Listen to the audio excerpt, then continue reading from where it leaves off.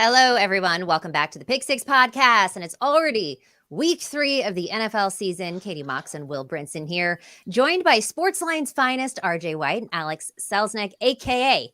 Propstarz.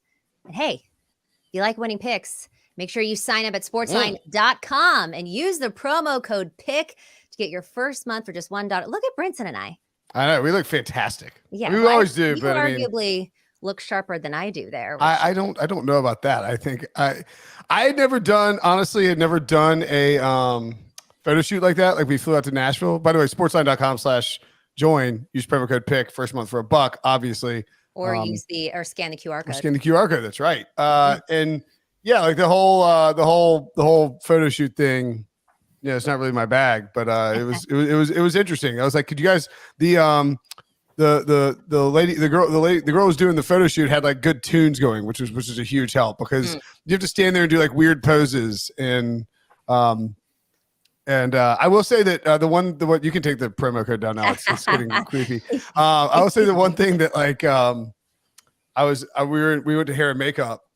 And I think it was me, Ryan Wilson, and John Breach walking there, and Emily Proud, who's like one of the 247 anchors, was in there too, like getting hair and makeup done. And the lady looks at me, she goes, "You don't need anything done to your hair." I was like, "I'm sorry, could you say that into the recorder?" Because I want it known that I need nothing done to my hair to go do a photo shoot. Like my hair just looks perfect for a photo shoot. Thank you very much, ma'am, makeup hair lady. Well, they must have been playing Fish and or The Dead if you were in such a good mood. I think it was just like a rock. Like, but it was we had to do a bunch of like crazy, like you can see on the YouTube page, like like had to be like when you look surprised. Yeah, like like act shocked or like act surprised by anyway. Yeah. All right. Well, yeah. RJ and Propstars don't want to listen to us talk about the photo shoot there, but. Talk about yourselves some more, guys. Yeah, I know. I think it's appropriate that those photos were taken in Nashville because you guys look like you're ready to do a country duet or something together. Oh, we could do that. Nashville, the only place in the world, the only time I've ever had to get stitches in my entire life. Where'd you get them? Fell off a bird scooter at the draft. Oh, I've never ridden a bird. I was sober. For that exact reason. When I lived in LA, they were everywhere. Never got on one. Yeah. There's actually an article on the internet about it. Okay. All right. Last episode. Brinson, Brady, and Leger talking about the Browns' curse, Nick Chubb's injury, and Justin Fields' coaching jabs. Check it out on YouTube or anywhere that you get your podcasts. We are coming off of a bounce back week, guys, after pretty miserable start, to say the least. I went 5-3. Brinson 4-1. Stay hot, kid. RJ 2-3. Propstars 3-2. How do we feel about week 2? I loved it. Well, yeah, you loved it. I had a lot of Niners props, which is why I think my average went up a little bit. Christian McCaffrey did not get over on his receiving yards, but other than that, I went like 11-5 in my home picks league, and then but like somehow like 6-8 and on CBS Sports, like whatever the number would be on like CBSSports.com. I guess the lines moved or something like, or like the Eagles and the Vikings line moved significantly where it was like 6.5. So if you were like, it was just one of those where it was trapped right on the edge. RJ, I'm curious what you thought about Sean McVay kicking the field goal. Yeah, what is he doing there? I mean, he must have needed the cover there. So I don't know. That's the only reason. Thank you, RJ. Thank you. Brinson doesn't think so, but Brinson is also a McVay and Stafford apologist. I don't think he necessarily needed the cover, but I think he knew how many people had hammered San Francisco minus the 7.5. And he was like, F you guys. I'm going to kick the field goal here and just ruin your day. If we can't win this game, you're not going to win your bets. Sean McVay was not aware of the point spread as he sent the field goal team out there at the end. So he says they're all aware of the point spread. Every player, every coach knows that what not level in the moment, not like a 2 minute. So I think that we talked about this on yesterday's show. So you can go listen to Brady and Lee talk about it too. And there's reasonable skepticism everywhere about it. And McVay addressed it. He's like, artist, he was talking about his PR guy. He's like, he tells me that everyone in Vegas is really mad at me. Obviously, I'm not aware of that. Happy with you because you made them a lot of money. No, he means like he made just like gamblers are mad because like the Rams ended up covering. I think they're just running their. I think his excuses or his not excuses logic is perfectly reasonable. They were in their offense designed to get down the field and get a field goal, try and get an onside kick, and then try to get a touchdown. And that's just what you do nowadays. If you're down 10 points, you go get the field goal first, and then. But they took too long getting into field goal range. Now, could you have taken a? But like if you take a knee with 4 seconds left, people are like, "What? You're just giving up? You're just giving up? You don't try anymore?" Like the alternative is having Stafford go out and throw a Hail Mary, and then that's one more incompletion or interception on his total, and that might be what. Or one more like hit. So one more hit he takes. One more hit he takes. He's not going to take a hit on that play. RJ, curious, any key takeaways from week 2 for you?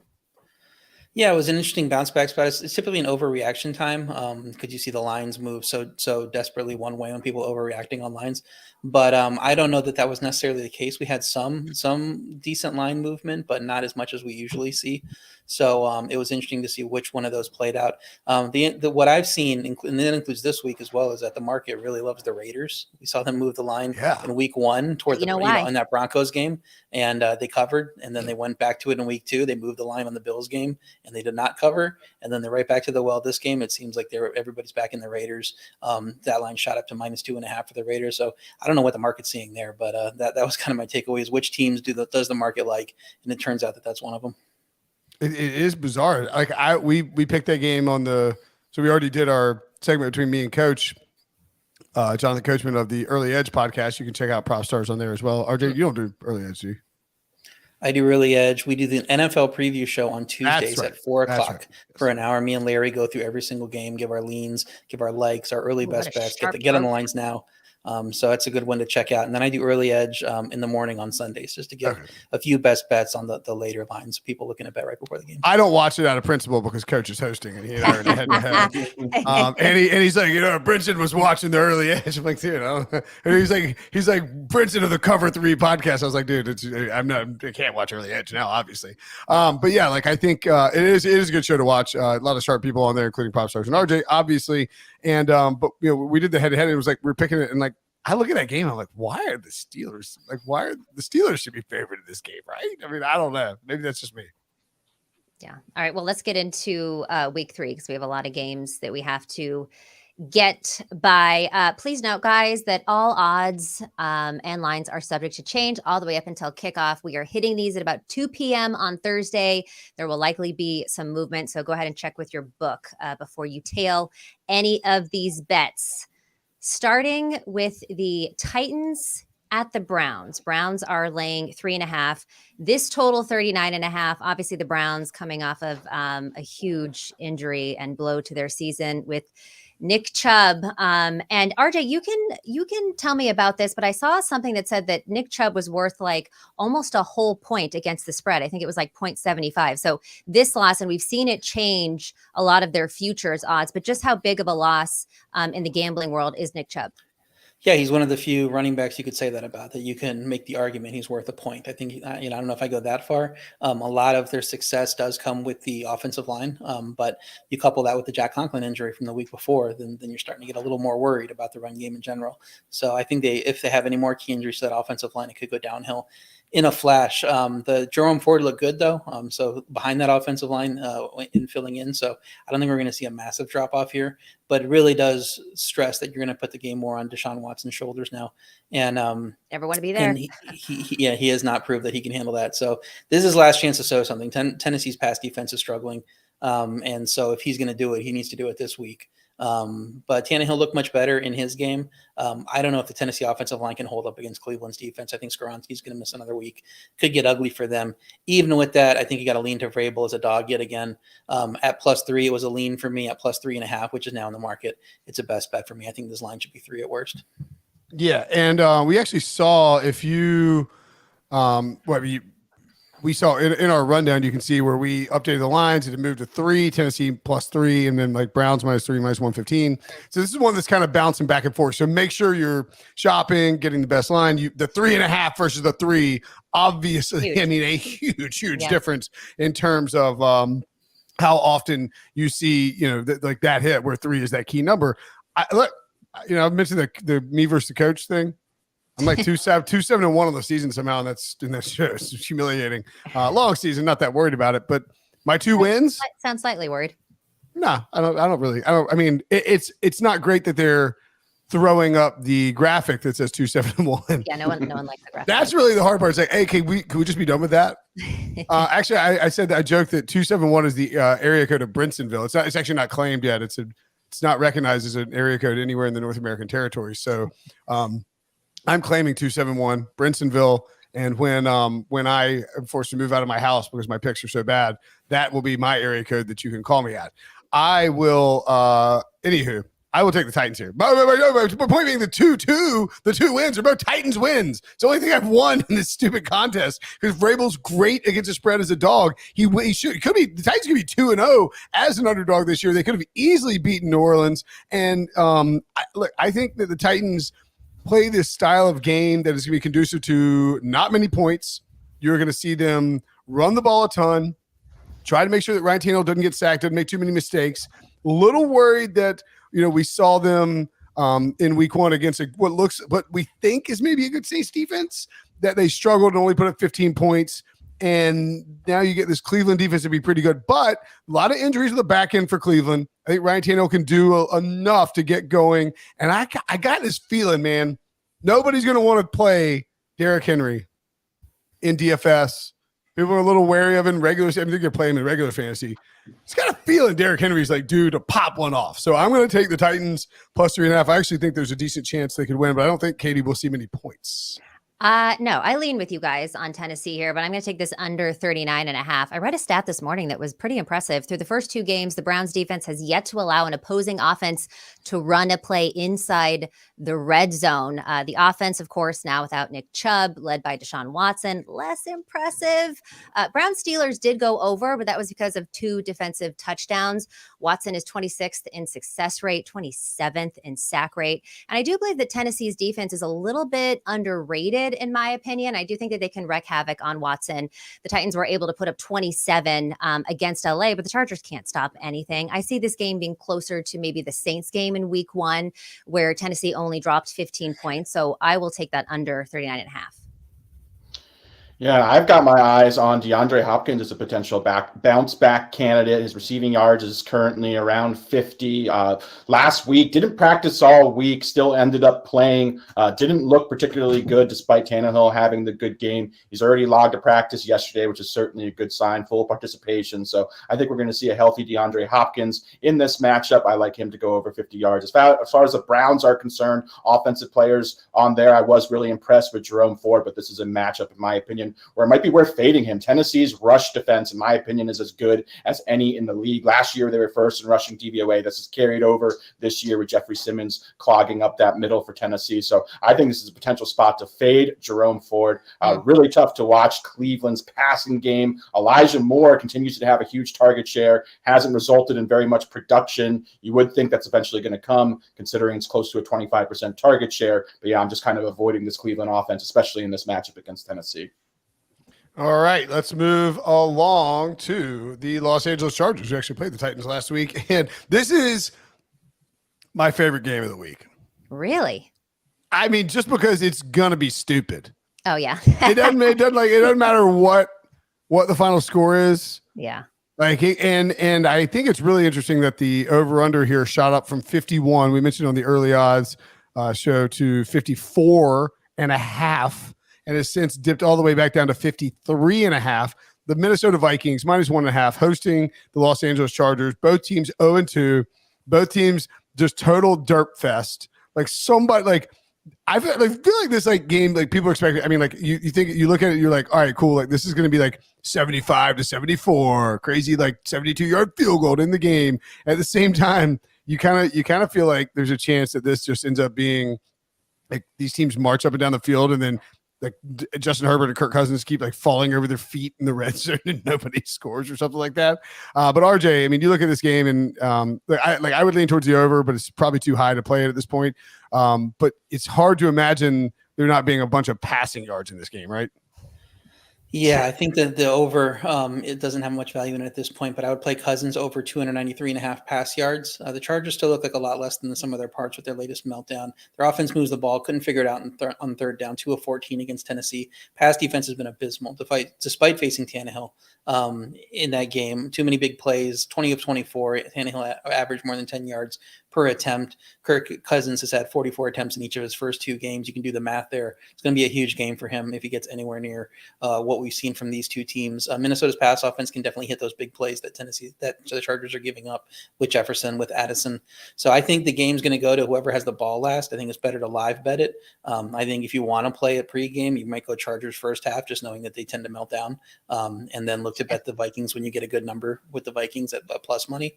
But in terms of the best bet for this game, I think it's just Cousins going over his passing yards, because he's had 340 plus in 2 games, and against this defense, I don't see why he doesn't get in that range again. That is going to be a wild game. There's going to be turnovers, a lot of points. Any thoughts from you, Propstarz, about Herbert in that game?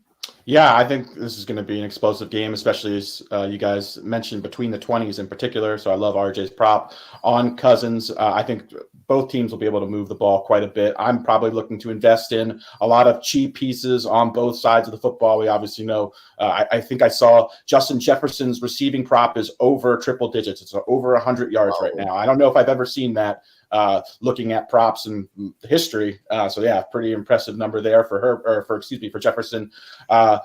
I'm interested in KJ Osborne. He's had a nearly 100% route participation in 2 straight games. Jordan Addison, obviously, rightfully getting a lot of attention as a very good wide receiver, but he's got like a 60% snap share. KJ Osborne has been on the field for every single Cousins drop back, considering how cheap he's going to be, both DFS. His receiving prop hasn't come out yet. I'd imagine it'll be around 30 to 35 yards. That's certainly someone I might potentially target. All right. Good to know. All right. Moving on. The Patriots and the Jets. Traditionally, Belichick just absolutely owns the Jets. They cannot get a win there. Line is 2.5. Over under anywhere from 36.5 to 37, depending on where you get it. But I will say that there is a bomb cyclone, or a tropical cyclone, excuse me. Bomb cyclone. What? Is it a bomb cyclone or a tropical? No, I love a bomb. Tropical. A bomb cyclone snow. Bomb cyclone is more fun to say. Oh, is that what it is? Yeah, bomb cyclone is usually snow. Like that usually happens it's where I think the term bomb cyclone, I mean, don't take my word for it. I'm not a meteorologist. I did take weather and climate twice in college. Wow. It's so fun. I wanted to take it again. Thanks, Dad.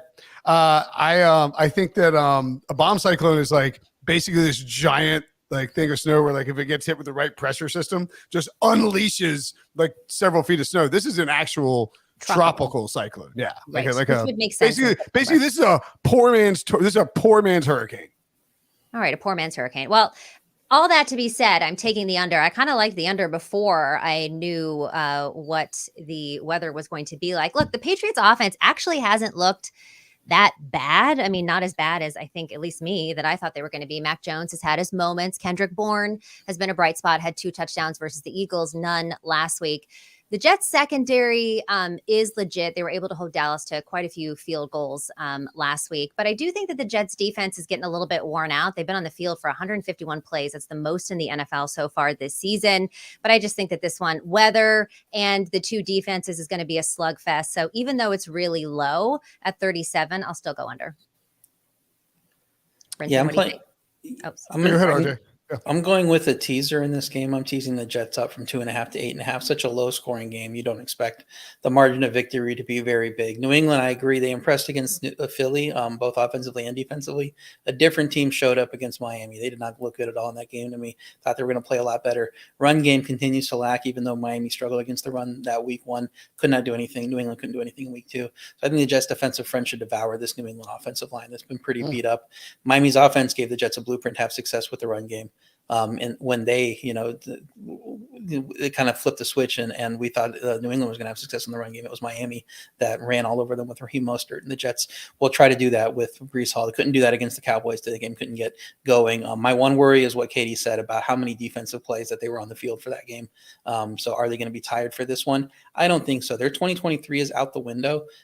So they've heard all the things about the New England win streak. They can't beat New England. So I think this is their Super Bowl. They came into that season expecting to compete for a Super Bowl. All they have now is was to beat New England and get this win streak done. So I think they're going to be competitive, and in doing that, whether they win the game, whether Bill Belichick still figures out the Zach Wilson formula again and again, who knows? With the score the way it is, with the weather the way it is, I don't think New England can win this game by more than a touchdown. That's why I like teasing it up to +8.5.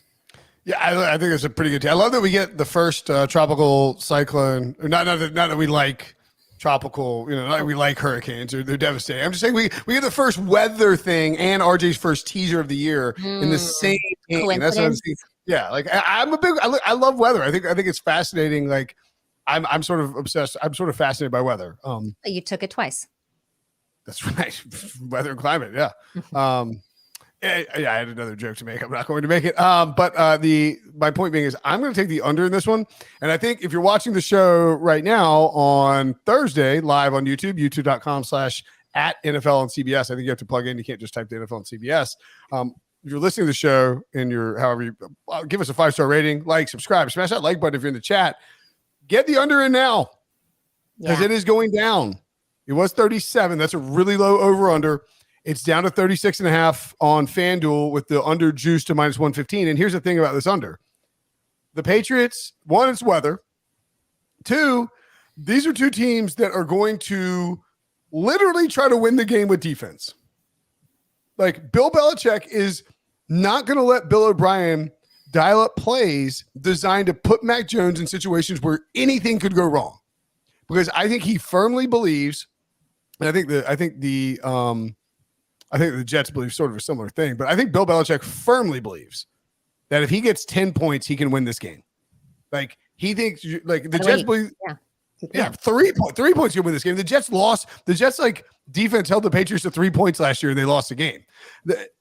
Belichick is going to run, maybe pass in certain situations, probably run again, punt the ball. He's not just going to take it out of Mac Jones's hands. He's going to put the ball in Zach Wilson's hands and be like, look, I'm going to throw coverages in the back end that are mess Zach Wilson up, load up the box, dare the Jets to try to stop them from running the ball and force them to use Zach Wilson. Sort of like the way the Jets got Josh Allen, right? Make him impatient, make him do something, make him make a mistake, get a sack, get something, and don't be the team that makes the mistake. Now, the Patriots the first 2 weeks, uncharacteristically mistake-ridden early on in games. I think they try to correct that. Belichick knows he can't go to 0-3. Sure as hell doesn't want to go to 0-3 against the Jets and understands that streak. I like the Pats here too, but the weather is a concern. So I'll just take the under. Propstarz, you like anything here? Not a lot here. I agree with you, Brinson. I think we're looking at a very conservative game plan from both coaches. I think we're going to see a run-heavy approach as well. The Patriots, as RJ mentioned, though, have just been so ineffective running the football. That offensive line is just not generating much push at all. No open running lanes for Ramondre Stevenson. As a result, we've seen just a high-volume passing attack from New England, which is obviously not what they're looking to do. So, yeah, this is mostly a stay away from me. Some very low numbers in this. Might look at Breece Hall, a couple of the running backs, but yeah, not a lot that I like. Brinson, you want to trend to back up your play? There's I looked into this earlier. There were 8 games since 2020 where the total was 38 or less, and the road team was favored. The under is 7-1 in those games. Ooh. The one game it didn't hit, Baker Mayfield's Christmas Day game last year, where they scored 51 points and beat the over/under on his own. Oh, that's right. God. That was an interesting good stat, RJ. Yeah, great stat. There's 3 games that are stuck in By this. the way, I just smashed the like button on this video. So if I can be on this video and smash the like button, you people in the chat can smash the like button. Go ahead, smash it. Boop, boop, boop. The sound effects are really what did it for me there, Brinson. All right, there's 3 games that are going to be affected by the tropical cyclone. Next one, Bills at Commanders. Bills laying 6.5, coming off a huge bounce back for them. Josh Allen, 3 touchdowns, no interceptions versus Vegas. This total 43.5, 44.5. Now it's down to 43.5. RJ, any thoughts on this game? I know you don't have a best bet, but any leans? Yeah, total's coming down. You see some 6s in some spots. I know the sharps in the market, once it got to 7, they were taking Washington. So I don't think it had a chance of getting over. I liked Buffalo. I thought the sharps were wrong on that, but that's in a regular game where the weather isn't a concern. If you get this game with massive wind, whatever it's going to end up being with these conditions, that does not play to Buffalo's favor, I don't think. So it's going to be a stay away for me, just not knowing the effects of the game. We're going to have to track the weather a little bit better and then decide what to play. But I wouldn't want to be on Washington 2-0, but they needed fourth quarter comebacks versus two awful teams to get to 2-0. So I don't really believe in them. The Buffalo offense right now is interesting. We've seen them be big play oriented in the past. Josh Allen had 8.8 yards per completion against Vegas. Its lowest full season rate is 10.8 in that stat. So it seems like he's kind of becoming more of the Patrick Mahomes, just matriculate the offense down the field and pick up these first downs rather than having to hit the big plays. And I think that's actually a positive for them. They also called 30 running back run plays in that game. They averaged just over 18 last year. They seem to have more confidence in the run game this year. The 3-headed run game, somehow Latavius Murray just is the walking corpse and he won't die. He just always shows up for fantasy managers, ruining the fantasy backs that they have. So it'll be interesting to see how much all three of those guys mix in there. Yeah, I mean, this game scares me. I like my Bills, but it scares me a little bit. I want nothing to do with betting on this game. What I do want to do, though, you can watch the Buffalo Bills on CBS, of course, Sunday. We're going to go to a break. But first, Sunday, it's week 3, and the NFL and CBS features the next chapter of the AFC East rivalry between the Patriots and the Jets. Or the Broncos taking on the Dolphins. Get set for kickoff beginning at noon Eastern with JB and the guys on the NFL Today. All hail Sunday. The NFL is on CBS and streaming on Paramount. Plus, you can see that early slate of games on CBS. We got more picks to make coming up after the break next. Saturday, doubleheader action on CBS. Ole Miss takes on the Tide in Alabama. Then a primetime whiteout as Iowa faces Penn State. Saturday on CBS and streaming on Paramount Plus. Ole Miss. Oh, sorry. That's you. I saw Ole Miss. I know that you can't even hear and see it on like the podcast. I just saw Ole Miss, Alabama. I got excited. I love a Lane Kiffin, Nick Saban rivalry, man. Well, I like a whiteout too with Penn State. That's always a fun game. True. All right, one last game for the tropical cyclone, not to be confused with the bomb cyclone. The Colts at the Ravens. Line is 8.5. This total low again, obviously because of the weather. 44.5. Propstarz. Any props that you are interested in? I know you don't have a best bet again for this game. Baltimore has been kind of up and down with injuries. Anyone you've kind of zeroed in on? Yeah, taking a wait and see approach, any of these games that could be heavily impacted by the weather. I was really encouraged by Mark Andrews' usage in his season debut in week 2. I expect that to continue to be a trend. Obviously, the rookie Zay Flowers, super impressive. That big fourth quarter reception, even though the quiet game prior to that just shows he has the big playability, can make a huge impact pretty much any time. So yeah, I think this is a good spot for Mark Andrews potentially against a soft cover zone of the Colts. Could have 6-7 receptions in this game, but yeah, just gonna kind of wait and see what the weather pans out before I make any plays. Yeah. We've also got the Richardson thing with concussion. I mean, he hadn't cleared concussion protocol yet. I mean, like it's that's why it's ticked up to, is it 7.5 now, or where are we at here with it? Or no, I'm looking at It's 8 or 8.5 in the market. 8.5, which is that's a Gardner Minshew line, right? Maybe. With how much buzz Gardner Minshew gets, I would figure maybe the line doesn't move that much if he's in. He was so good against the Texans last week that people are going to want to buy into him. And if they see a big number in a regular game without this weather, I think they would want to play it. I'm more apt to play the Colts if Richardson is in, and giving him that new element to the offense that Shane Steichen wants to run that you don't really get with Minshew. And in this type of weather game where running is so key, I would love to have him in there. So if he is in, I'll probably look to play the Colts, but if not, probably a stay away. Also, Richardson, if he does play, he's been kind of a cash cow for an anytime touchdown. Doesn't protect himself very well, but he's been getting in the end zone.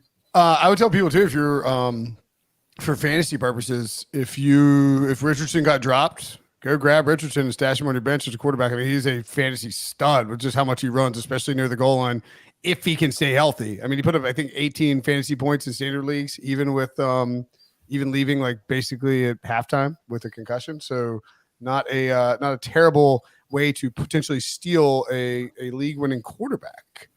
Elsewhere in rookie quarterback news, CJ Stroud heading to Jacksonville to play the Jaguars. Jaguars minus 8.5 at last check, I believe. Yep. Jaguars minus 8.5 and over under 44.5. That is creeping up. CJ Stroud's like top 5 in the league in terms of passing yards. Wow.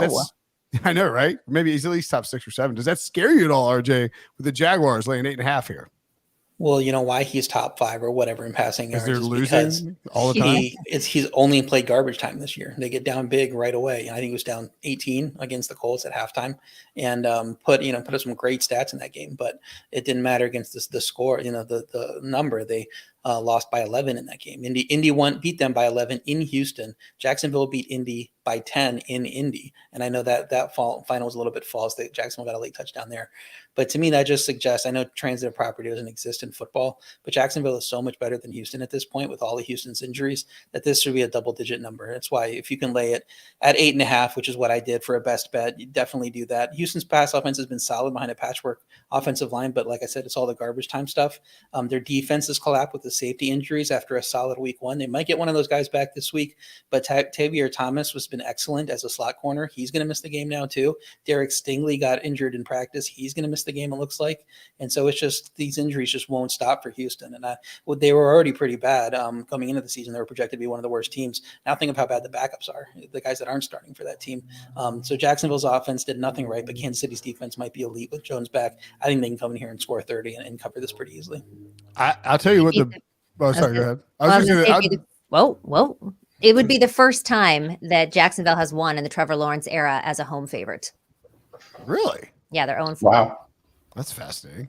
I would lean towards the Jaguars here as well. The Houston is so injured, and I think like the bigger macro story about this game is that they may really regret trading that for this upcoming future first round pick to come back up and get Will Anderson, because if these injuries continue with a rookie quarterback in a division where the Colts look a little bit better than we thought, the Titans look a little bit better than we thought, maybe a lot better than we thought, and the Jaguars are a pretty good team. Like, if the Texans finish with the first overall pick in a draft that has Caleb Williams at the top, and they just have to hand it to Arizona, that is an all-time mistake in terms of a front office draft move. Well, I don't think it's going to happen. They'll be better in the second half once guys get healthy. And CJ Stroud gets a little more experience under his belt. Don't they look like the worst team in football right now? You can certainly make that argument, but this, again, they came into the season with 3 guys on IR on the offensive line. It was always going to be hard for them. Once they get healthy, I think I actually like the offensive line, the players that were involved there when they were healthy. So we'll see if they can gel in the second half. And D'Amico Ryans, I believe in him as a coach. I just don't think that he's going to win 1 game or 2 games on the season. I think he'll be able to cut it out, get the 4 or 5 wins, and probably give them the 3 pick or the 4th pick, which isn't much better, but it wouldn't be the number 1 pick. Okay, fair enough. All right, next up, Falcons at Detroit. Detroit coming off of a heartbreaking loss to Seattle. Big upset last week. Lions laying a field goal, total 46.5. Propstarz, you've got a prop for us here. Yeah, going to back the rookie generational talent, Bijan Robinson, over 69.5 rushing yards, coming off the big week 2 breakout. Finally, 19 carries, 124 yards, led all running backs in rushing yards on Sunday. Super impressive performance. Obviously, the first game, Tyler Algier out-carried Bijan. That was not the case in week 2. I do not expect that to be the case in week 3 against a Lions game that certainly should be up-tempo. I think this game is going to feature a lot of offenses. Obviously, we have 2 top 10 running backs facing off against each other. Certainly some pride there. But yeah, I just think this is set up very nicely for Bijan to have a big day as the centerpiece of this Atlanta offense. We also know Detroit's defense has just been devastated with so many injuries. Wasn't very high on them even coming into the season. Now, after just being decimated, I think the Falcons are just going to run all over them. I think it's just going to be a huge day for Bijan. So in addition to his rushing prop, I'll also be looking to attack some alternative lines for him, potentially to go over the century mark and maybe even to lead the day in rushing once again. Wow. Bijan lead the day in rushing. I love that. What was it? What were the odds last week? Was it like 30-1? 30-1. Yeah, I mean, you'll probably get like 20-1 this week or like 15-1 or something like that. But still, like Bijan is, the dude is special. I mean, I told y'all, Chris Stapleton style, how he grabs and pulls at my heartstrings. He is legit. And the thing about me for this game is the Lions and the Falcons all season long are going to play close games. The way that they're built, the Lions can score, they can move the ball up and down the field. the defense is just banged up, as Alex said, and it's like they've got Chauncey Gardner-Johnson on IR. You're just dealing with these injuries. They're not going to be able to slow people down, I don't think, especially if whoever they're facing have like a decent quarterback and weapons. Like you saw Seattle do a really good job. DK Metcalf was running a bunch of short routes, doing like some slot stuff. Get the ball to DK's hands quickly. Don't try and make Geno hold it. And you're going to see that Desmond Ritter's playing well. They got enough weapons there with Atlanta in terms of Drake London and Kyle Pitts, where if they get down, they can come back. And I think like this is you see the total 46.5 for a Falcons game. That's really high. This is a sneaky shootout, a sneaky DFS game to target. And I just think if you're giving me 3.5 points with either the Falcons or the Lions on any given week, I am probably going to take it because they just are going to keep games close. That's just sort of the style of play that these two teams have. If this are flipped, it's in Atlanta, and the Lions are getting 3.5. I'm taking the Lions. I just think it'll be a field goal game, and I wouldn't be surprised at all though if Atlanta went in here and won, and suddenly they're 3-0, and people are like, "Oh my God, who's that handsome bearded guy in the sports line photo that kept talking about the Falcons having the most wins in the NFL this season? Oh my God, who is it? Who is it?" Like a lot of buzz at the water cooler for me is what I'm saying. Thank you for telling me about Bijan, Will Brinson, with the Texans Longhorns football over my shoulder right here.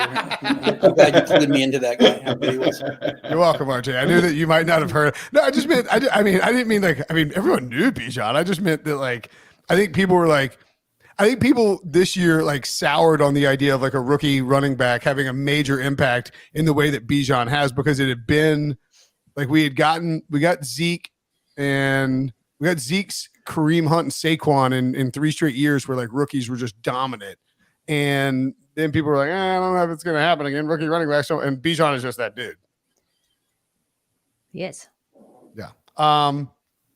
New Orleans, Green Bay. I don't even know what to make of this game. Is Jordan Love I think he was ranked 4th on Cody Benjamin's quarterback rankings for this week, which is pretty wild. Yeah.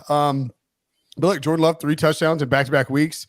Packers could easily be 2-0. They throttled the Bears in week 1, and then we're up on the Falcons, who again played from behind. That goes back to that Lions game. They can play from behind, but they're getting probably the biggest test of the year. I think the Falcons defense is really good, but New Orleans looks right now like probably a better defense.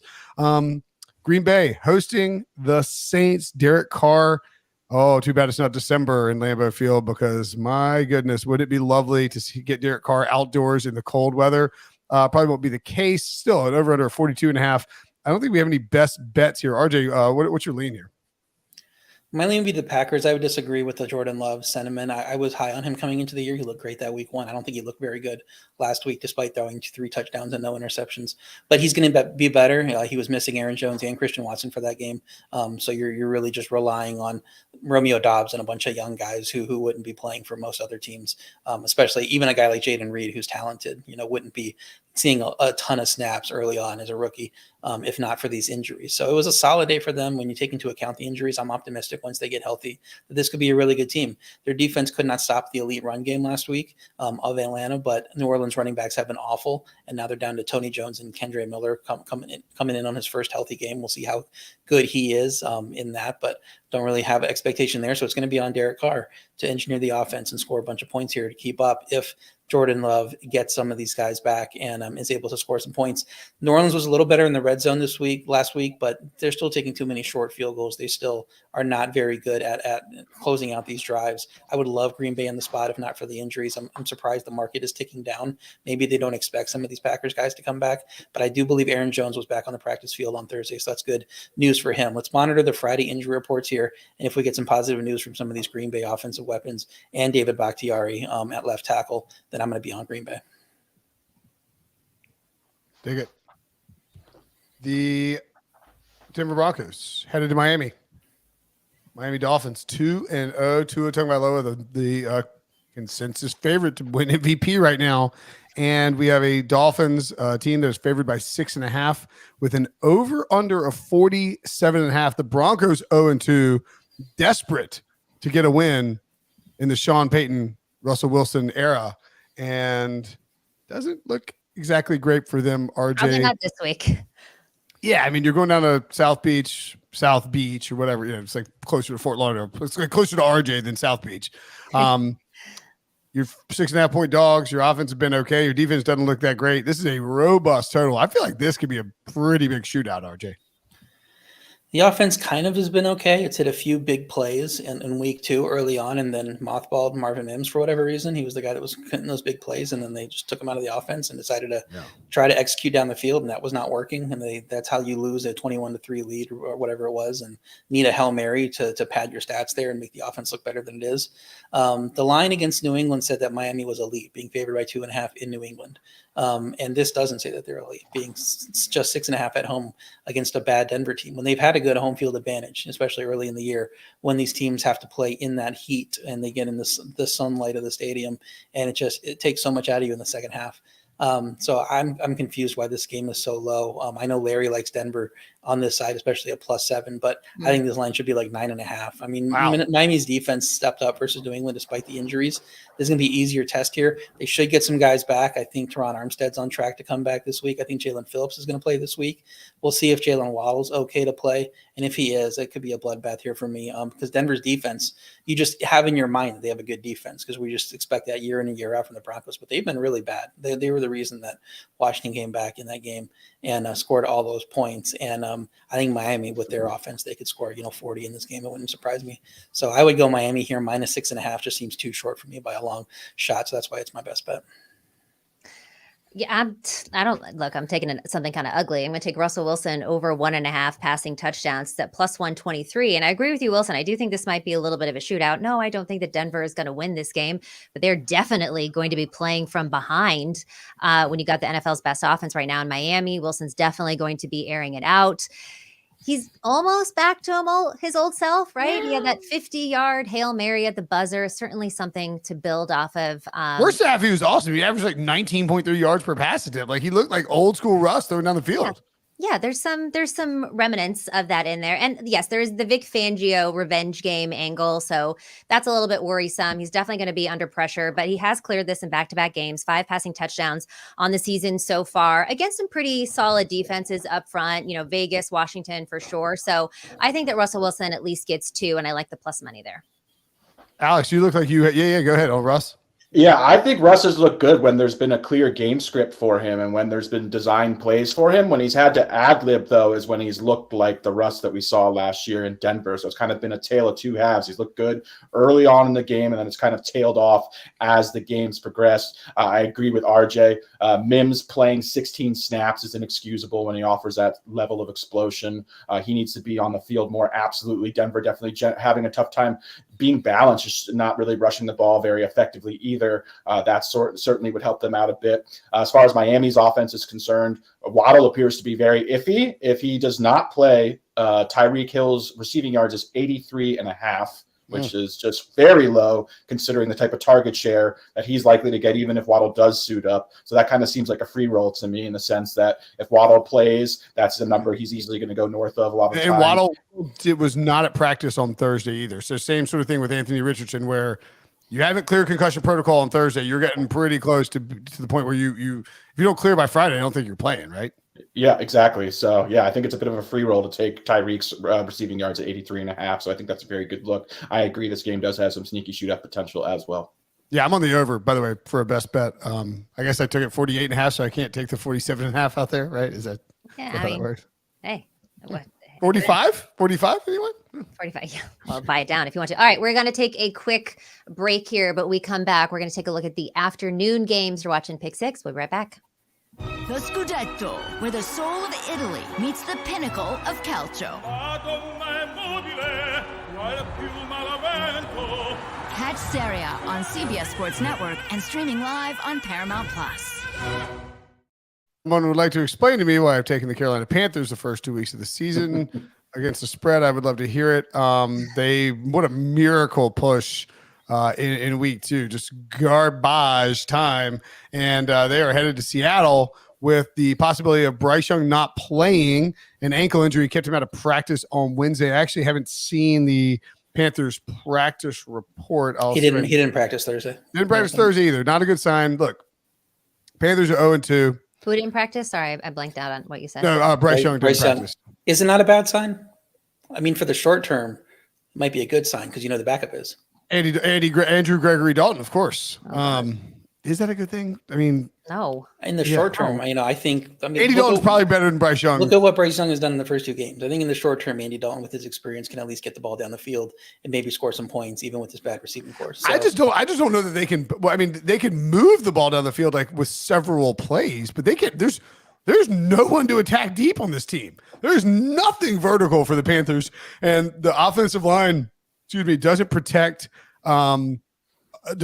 whoever's back there enough, and that's a big cause for concern for Andrew Gregory Dalton because he collapses under pressure. What's his name? I love the full name. I love it. Yeah. And he's who he's going against, Eugene Cyril Smith III, too, by the way. I was waiting for it. So put some respect on his full name. I think that Bryce or Andrew or Andy Dalton, it doesn't really matter. Seahawks are now -6.5. I think we said on the early odds show on Monday, watch Monday Night Football, and if the Panthers offense looks like trash, grab the Seahawks -4.5. Mm-hmm. You got 2 points of CLV. Now, that ain't closing line value for those that don't know. That doesn't guarantee anything. CLV is put type CLV on everybody's gravestone, right? Especially since you had the C in CLV. It's Thursday. You're not even close to the C. Right. Yeah, PCLV, pre-closing line value. But you already got the 2 points built in. This line keeps ticking up. I don't think Seattle's defense is as good as the Falcons or the Saints, who the Panthers already played. However, it's pretty obvious you can put as many people in the box as you want, and you're not getting beat deep by the Carolina Panthers offense. That means Miles Sanders has got to run the ball against a stacked box, which is hard to do, and an offensive line that's good on the run but bad against the pass. So if you get them in 3rd and long, and they're in deep trouble. Meanwhile, Geno Smith bounced back in a big way, played some great football against Detroit. I think the Panthers' defense is better than the Lions' defense, but Brian Burns, I think he was at practice on Thursday with a helmet. They are still extremely, banged up on that side of the ball. You go all the way across the country on a short week. I love the Seahawks here. I love the Seahawks here too. And Brinson, you and I both got this at 6. It's 6.5 now. How high would you play this, Brinson? Not more than a touchdown. No, I wouldn't want it more than a touchdown. RJ, what does your power ranks have? My power rankings have it at 8. But I'm not rushing out if Dalton plays to lay it with Seattle. Just the injuries continue to pile up with them. I think Jamal Adams might be coming back. I think he's back at practice, but Reek Woolen has hurt. I don't think he's supposed to play. So that secondary does have a more concern there.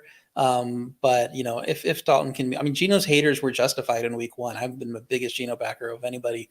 And then I was justified in week 2 because he played awesome last week. So we don't know really what Geno we're going to get. We'll see if the offensive tackle, if Charles Cross is back. I don't think he practiced to start the week.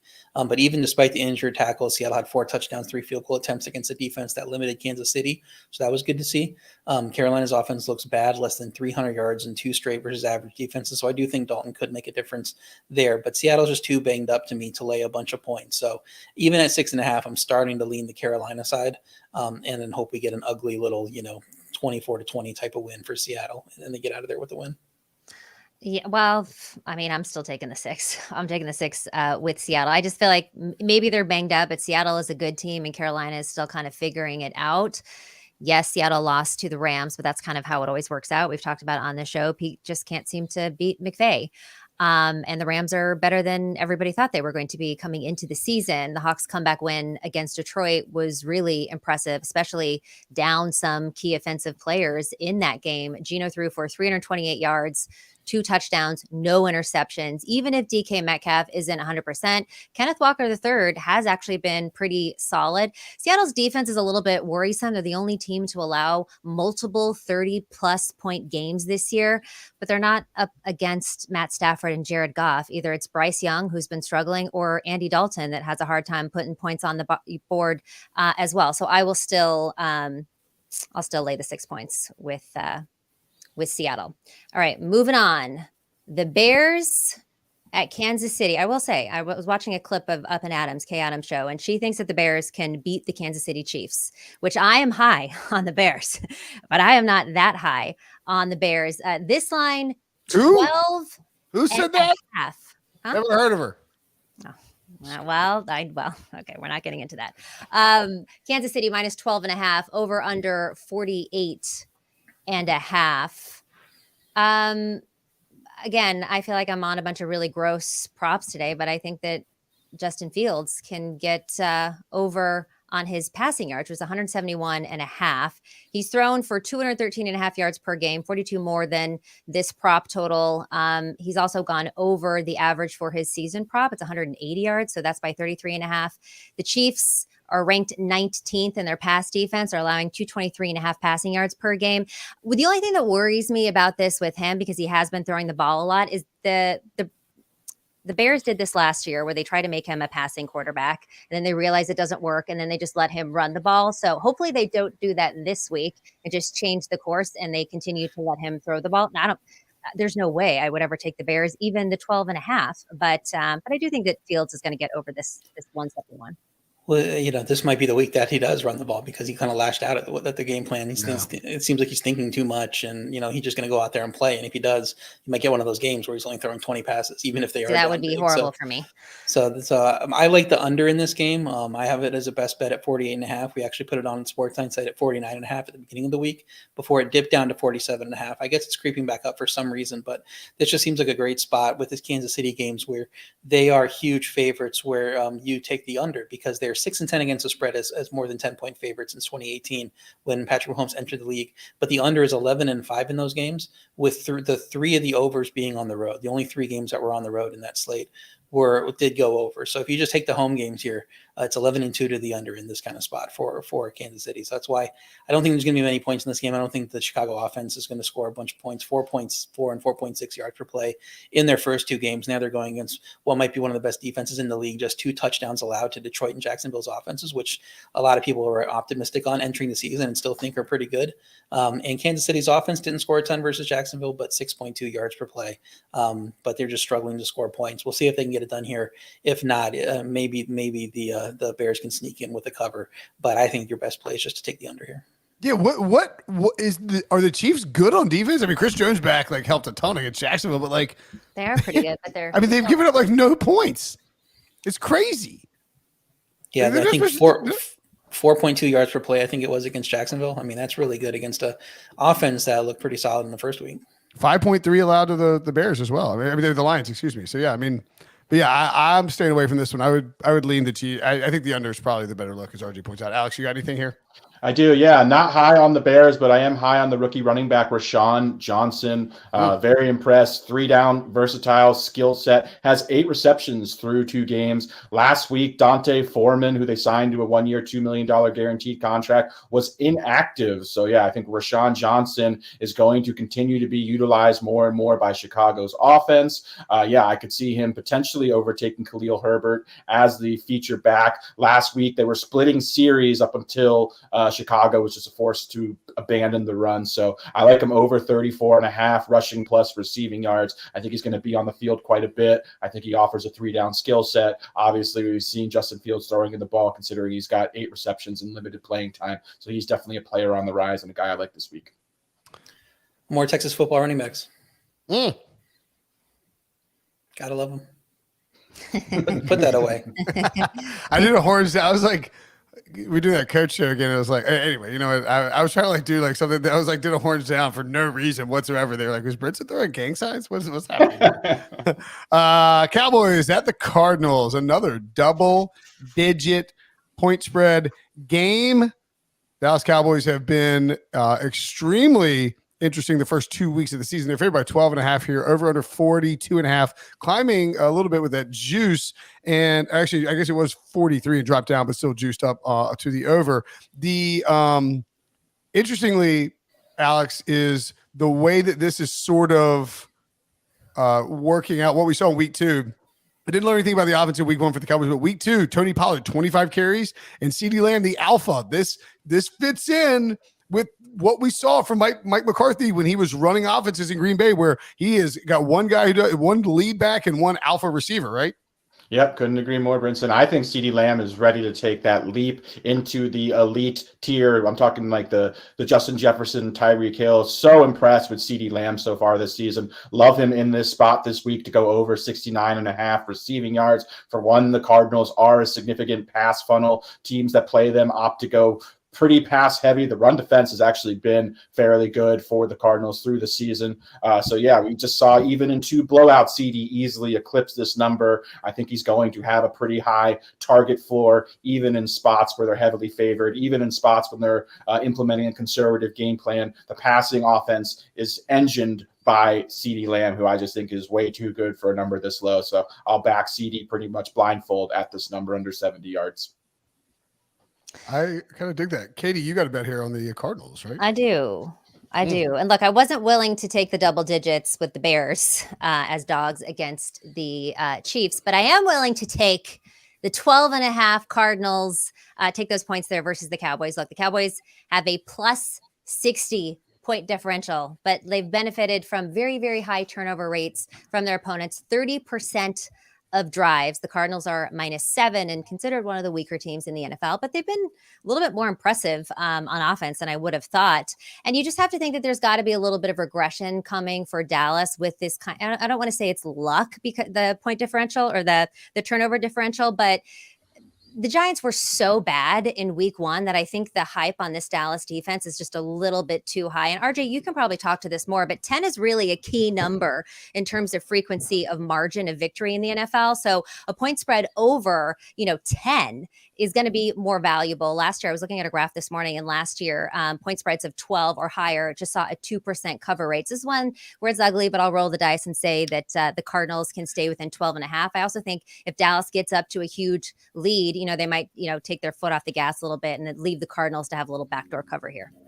Love this play because this look ahead was 10.5, and Dallas did what we thought they were going to do.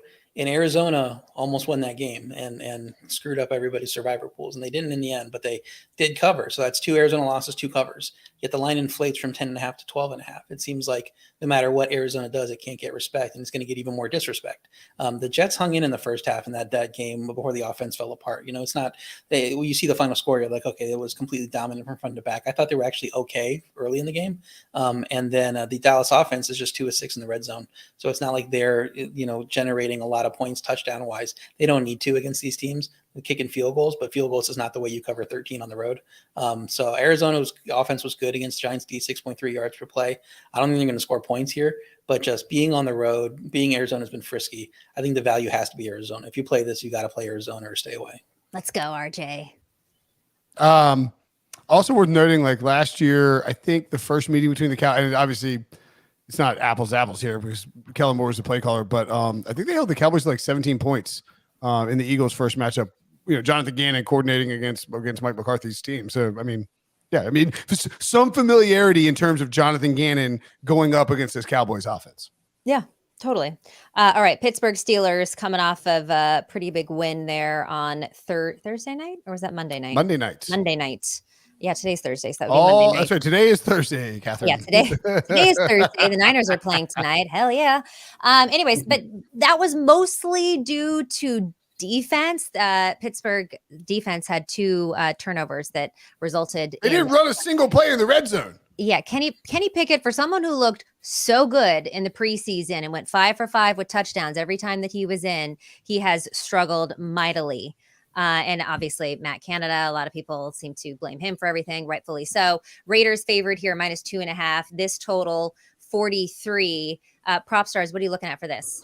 Yeah, we're going to fade your guy, Katie, under 240 passing yards for Jimmy G. For one, I just think the Steelers, I don't think they have been a significant run funnel. We saw Jerome Ford with the monster game versus them. Nick Chubb obviously was off to a great start as well. Week 1, Christian McCaffrey rushed all over Pittsburgh. I expect Josh Jacobs, who's had a very slow start to the season, to be featured heavily in this game. Also, I've been impressed with Pittsburgh's pass rush. I really think that's going to create problems for allowing those routes to develop down the field for Devontae Adams, for Jacoby Myers. 240 yards is just 20 yards too high, in my opinion. This number is just inflated. It's just an easy fade for me at this number. So, yeah, going to take a shot at fading Jimmy G under 240 passing yards.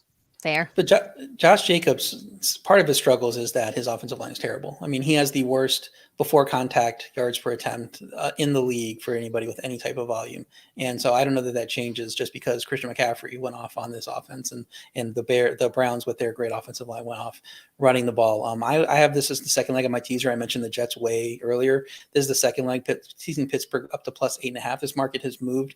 Like I said, they're love the Raiders. They've moved this line significantly. It was 1.5 to the Steelers on the look ahead. Now it's 2.5 to the Raiders. I don't get it. I know the offense has been bad for Pittsburgh. 2 incredibly tough matchups. And Vegas defense has proven to be pretty awful. Just look at that Buffalo game. Only 2 stops in opponent's territory in 15 drives this year. The only reason they only gave up 16 against Denver is because Denver ran 6 drives. And it was a very short game that they were just, moving the ball up and down the field, just taking a long time to do it.